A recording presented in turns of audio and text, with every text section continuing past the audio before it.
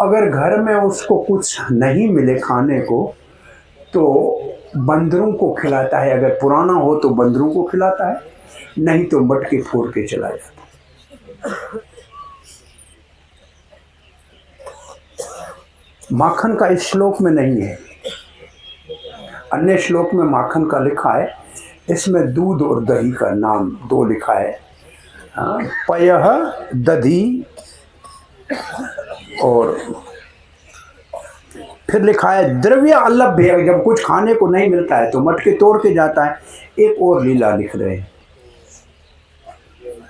सग्रह कुपितो याति उपक्रोशतो काम। जब कुछ नहीं मिलता है ना घर में, तो हमारे छोटे बच्चे जो सोए हैं ना, उनको चूंटी मार के जगा के भाग जाता है। टोकान कहते हैं बच्चे को, और उनको उपक्रोश, क्रोध करके उसको चूंटी मारता है।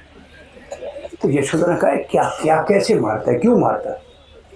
गोपी कहती है एक बार कन्हैया को कहा, कन्हैया जरा क्या बात है गोपी? बोला मेरे बच्चे को थोड़ा झूले में झुला के सुला दे, तेरे को मक्खन दूंगी। हाँ गोपी मक्खन देगी तो ये देखो सुलाता हूँ। अरे मेरा भैया छोटा है, तू अब सो जा, बड़ा बनेगा, गैया चराएंगे, साथ में मक्खन खाएंगे, सो जा लाला सो जा। बच्चा सो गया। बोला देखो तेरे बच्चे को सुला दिया, मक्खन तो दे। गोपी कहते कन्हैया आज मक्खन निकला नहीं, मक्खन नहीं निकला, फिर मेरे से काम कराए, मक्खन नहीं, दही तो दे। दही में मक्खी गिर पड़ी। अरे गोपी छाछ है घर में, छाछ। कन्हैया मटका फूट गया, नहीं है, न दूध है, न दही है, न छाछ है, न मक्खन है, तो तेरे बाप का नौकर हूं, तेरे बच्चे को सुनो। ऐसे चुटकी मार के फिर जलाया। ले अपना बच्चा वापस, जैसा था वैसे। हमारे से धोखा किया। तो ऐसे चुंडी नहीं मारी, उस गोपी ने सेवा लेके प्रसाद नहीं दिया तो बच्चों को चुंडी मारी। गोपी पनघट में खड़ी थी, कहा कन्हैया ये मटका मेरे सर के ऊपर रख दो। बोला तू तेरे बाप का नौकर? नहीं रखूंगा। चला गया। बेचारी गोपी किसी और को कहा, मटका उसके सर के ऊपर रख दिया गया। घर पहुंची, कन्हैया पहले ही खड़ा है। आजा आजा गोपी तेरा मटका उतार। बोला उठाया नहीं, उतारता क्यों है? ये बोला भक्तों का भार उतारने के लिए आया हूं कि भक्तों के ऊपर भार चढ़ाने के लिए आया? उतारना मेरा काम है, कोई चढ़ाने के लिए थोड़ी है भार आपके सर के ऊपर। तो भगवान हमारे सारे भार उतारने के लिए आए हैं।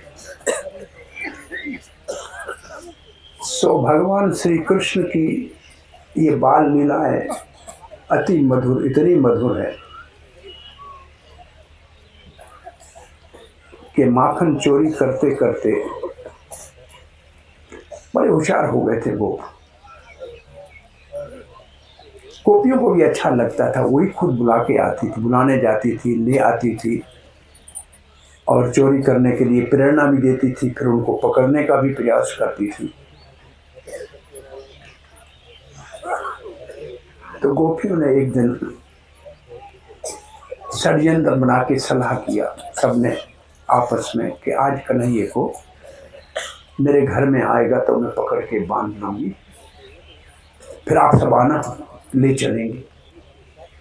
कन्हैया को बुलाया, कन्हैया माखन खाने के लिए गया। गोपी छुप के खड़ी थी, कन्हैया को पकड़ लिया, बोला तेरे को इस खंबे में बांधूंगी। रस्सी लेके बांधा, कन्हैया को बांधा, और फिर चली गई साधु सहेलियों को बुलाने के लिए। कन्हैया को बांध के आई हूँ, चलो आप आओ, पकड़ के आज यशोदा के पास ले चलते। कन्हैया को क्या कौन बांधेगा? वो गोपी वापस आई, वापस कन्हैया खुला हुआ ऐसे खड़ा है। अरे बोला तेरे को बांध के गई थी, कन्हैया खुला कैसे? अरे तेरे को बांधना आता नहीं है। बोला कैसे? बोला खड़ी हो जाओ, बांध के दिखाता हूँ। गोपी खड़ी हो गई, कन्हैया ने अच्छी तरह से उसको बांधा, और हरि बोल, कन्हैया भागा। गोपियां घर में आई तो गोपी बंधी हुई खड़ी है, कन्हैया तो है नहीं। अरे ये क्या है? सखी बोला मेरे को कहा कि बांधना आता नहीं है, मेरे को बांध के चला गया। वो बड़ा चतुर है, बांध के चला गया आपको। कोई बात नहीं, कल फिर इसको बुलाते हैं माखन के लिए। कल तो इसको छोड़ूंगी नहीं मैं, अब तो किसी भी हाल में इसको पकड़ना है। रंगे हाथों माखन खाते हुए कन्हैया को गोपी ने हाथ से पकड़ लिया। हाथ में माखन लगा है, मुंह में लगा है, पकड़ लिया। गोपी ने बोला आज तो रंगे हाथों पकड़ा है, आज तेरे को नहीं छोड़ूंगी, यशोदा के पास ले जाऊंगी निश्चित रूप से, आज तुमको पकड़ लिया हमने। गोपी लेकर घर से बाहर निकली। सामने बूढ़े गोप आ रहे थे, बड़ी उम्र के। कन्हैया बोलते है गोपी लज्जा नहीं आती है, मुंह ढकती नहीं है, घूंघट नहीं निकालती है, ऐसे मुंह खोल के चलती है। तो बेचारे ने मुंह को ऐसे ढक लिया। मतलब गोबर उठा उठा कर तेरा हाथ ऐसा कड़क हो गया, मेरे कोमल हाथ में दर्द हो रहा है। गोपी का लड़का जो था, उस गोपी का अपना, उसको कहा अरे भैया इधर आना। वो तो गोपी का मुंह ढका हुआ है। गोपी को ये हाथ ये जो पकड़ा है इसको छोड़ा, अब दूसरे को पकड़, ये दुख रहा है। तो गोपी ने छोड़ा और उसके बेटे का हाथ ही पकड़ा। कन्हैया भागता हुआ घर गया, जाके अंदर सो गया, चुप कर गई भैया। ये जाते ही कहती है ये यशोदा आज देखे तेरे छोकरे को, लाला को माखन खाते हुए रंगे हाथों पकड़ा है, हाथ में भी माखन, मुंह में भी माखन, देख ले आके। यशोदा हंस रही है। अरे हंस रही है क्यों यशोदा, माखन चोरी किया है फिर भी हंस रही है। बोला देख तो तेरा छोरा है कि मेरा बच्चा है। अरे मेरा तो लाला अंदर सोया है, कहीं गया ही नहीं आज। गोपी देखती है, नहीं तो उसका अपना बच्चा, थप्पड़ मारी। तू छोरा कहां से आया। गोपी लज्जित होके बाहर जा रही थी। कन्हैया पीछे के दरवाजे से आया। गोपी को पहले तो गोपी से नहीं, पहले छोकरे से पूछा, छोटे बच्चे को। आज सखा एक थप्पड़ मैया की तेरे को मेरे कारण खानी पड़ गई। कल जिस घर में मक्खन चुराएंगे ना, पहला भोग आपको लगाऊंगा, ये मेरा वायदा, तुम ही मुहूर्त करना।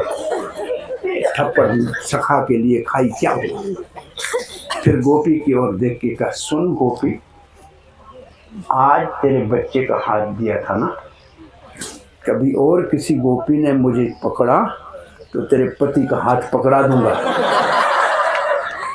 तब से गोपियों ने कृष्ण के माखन चोरी के ऊपर पकड़ना ही छोड़ दिया। तेरा घर है, खाओ पियो मौज करो। और तब से अब आज तक ब्रजवासी सबको जो आए कुछ देते रहते हैं। बोला ये कन्हैया के भक्त हैं, अब ये भी खाते रहे, मौज करें। इसलिए ब्रज में कोई भूखा नहीं रहता है, कोई साधु ब्रज में भूखा नहीं रहता है। बड़े धनी नहीं है, लेकिन सबको राधा रानी की कृपा से भोजन मिलता है। सो ये कुछ सखा लीला है भगवान की, यहाँ आपके साथ सुमरण में आई। एक श्लोक के भावों का हमने रसास्वादन किया। इस क्षेत्र में ज़्यादा तो मुझे अनुभव नहीं, मैं कभी आया नहीं था, इसलिए आज मैंने कहा लोहा बनाऊंगा।